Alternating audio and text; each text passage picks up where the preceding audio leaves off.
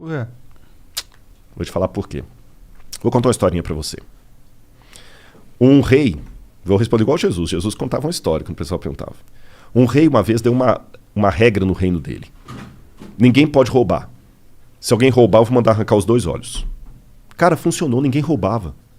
Você podia dormir com a porta aberta, o cara das trancas nem vendia tranca. Delegacia só quando era uma briga, assim.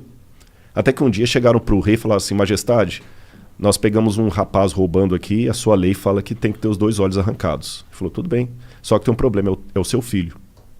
É o príncipe. E aí? Vocês têm filhos? Tenho. Eu não tenho.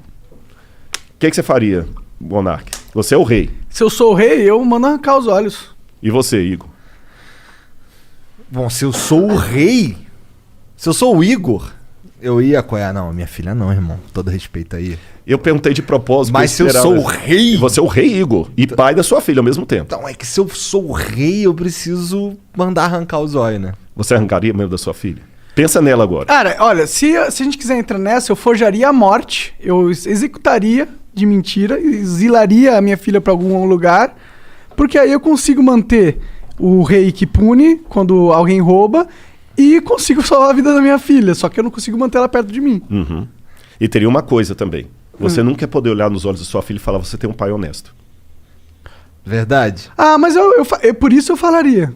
É porque o negócio do rei, de você não... É porque é um mau exemplo. Porque aí você abre a permissão, entendeu? E aí você vai ter Se eu sou o rei, manda lá pro STF, lá no Brasil, lá. Nem entra nisso porque eu não quero que o Flow tenha problemas. Nem eu. Bom, mas eu também não seria um rei que ia colocar roubo com perda de olho, né? Ah, funcionou. Ninguém roubava. Ah, mas funcionou porque é uma pena muito punitiva. Mas poderia ser uma pena não tanto punitiva que também funcionaria, talvez, né? Posso dar a solução bíblica para responder a pergunta dele? Por quê? Esse rei falou o seguinte: palavra de rei não volta atrás. E ele tinha um dilema, porque se ele mandasse arrancar os olhos do filho, o pessoal falou assim: pô, esse cara não tem misericórdia nem do filho, quanto mais da gente. É uma mensagem bem forte. Bem forte. Se ele poupasse o filho, o pessoal também fala assim: pô, se fosse o filho da faxineira... Sabe o que ele fez? Ele falou o seguinte: como rei eu não posso voltar a palavra atrás. Mas como pai que ama, eu não tenho filho, tá, Monark? O Igor vai entender. O Igor tem mais autoridade para falar isso, que ele tem uma filha, eu não tenho. Tem 2. Tem 2. Como pai, eu também não posso negar a salvação pro meu filho que errou, mas está arrependido. São 2 olhos que a lei quer, são 2 olhos que a lei terá. Podem arrancar os meus olhos e deixa o meu filho.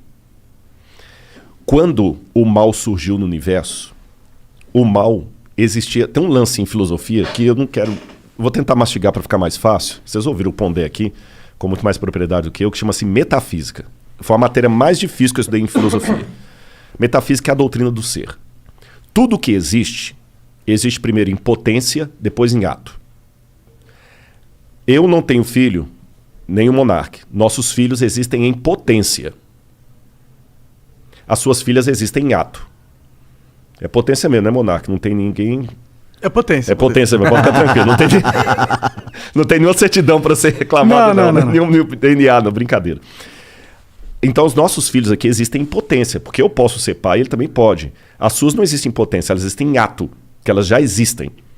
A minha filha não tem como ser estuprada, como ganhar um prêmio, como passar no vestibular, como pagar um seguro de saúde para ela. As suas têm, para ganhar tanto coisas boas quanto ruins. O mal, como potência, passou a existir no universo a partir do momento em que Deus não obrigou nenhum filho a ser fiel a ele. Eu criei vocês e vocês estão livres.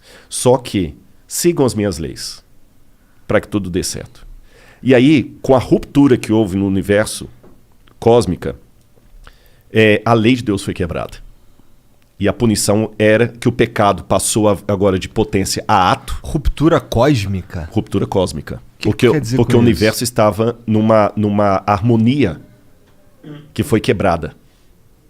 Você entendeu? Não era plano de Deus que criança e leucemia estivessem na mesma frase. Não era plano de Deus. Deus não queria isso. Deus não queria a pancada que você ganhou no seu carro hoje. Deus não queria isso. Mas aconteceu. Ele sabia que ia acontecer. Aí alguém fala: pô, sacanagem, se ele sabia, por que ele deixou? Aí que vem o Lúcifer, o vulgo Lúcifer, né? Que Lutíferos, que é um nome que vem do latim, que não está na Bíblia, como eu falei. Mas vamos chamar de Lúcifer assim mesmo. Vem o Lúcifer que faz toda a rebelião e tudo, e a sentença agora é a morte. Aí a segunda pessoa da divindade, que é Jesus, fala assim, tudo bem. São 2 olhos que a lei quer, a lei está exigindo a morte, eu vou morrer no lugar da humanidade. Então, na crença bíblica tradicional, o fato de Cristo morrer na cruz do Calvário, que não foi apenas um carinha que rebelou contra Roma, ele morreu a morte redentora. Por isso a gente chama de Cristo Redentor. Ele morreu no lugar do pecador. Ele que não era pecador morreu. Por isso que no Antigo Testamento sacrificava um cordeiro inocente para representar o Cristo. Ele morreu. E é graças à morte dele que hoje, se algum de vocês receber uma notícia ruim de morte, eu tenho algo de esperança para falar concreta, real. Só uma notinha antes da gente continuar aqui. Eu quero só botar agora... Tudo que eu falo, eu gosto de pensar também com a cabeça do nosso ouvinte aí, que de repente não tem a base religiosa. Que eu falei, esse cara tá falando tonteria, né? Se eu falasse aqui com vocês da teoria de Kardashev... Que é? Kardashev foi um físico russo, respeitadíssimo, que criou a hipótese que existem civilizações muito avançadas, muito mais avançadas do que a nossa, e cada uma dessas civilizações, ela usa melhor a energia do universo deles. Faz sentido. Né? É o que tá acontecendo com a gente, né? Exatamente. Devagarzinho. Só que ninguém viu essas civilizações. Uhum. Mas ele fala, existem, elas estão lá, e elas nos observam. Kardashev... Segundo a teoria do Kardashev. De que ano que ele viveu? O Kardashev é do início do século XX, 1920, 1900, tá. 30 moderno. por aí, é moderno.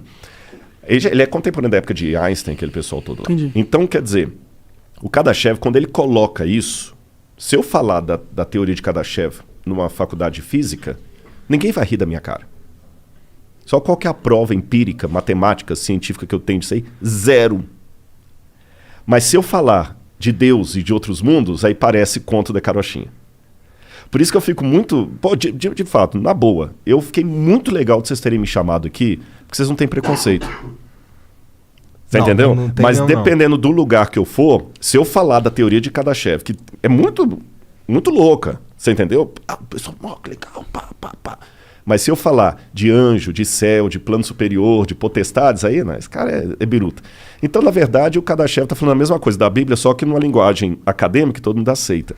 E para mim, como acadêmico, antes de ser pastor ou crente, eu falo para você, faz um sentido medonho o plano da salvação em Cristo Jesus. Sabe? Faz um sentido medonho. E ele mudou minha vida, cara.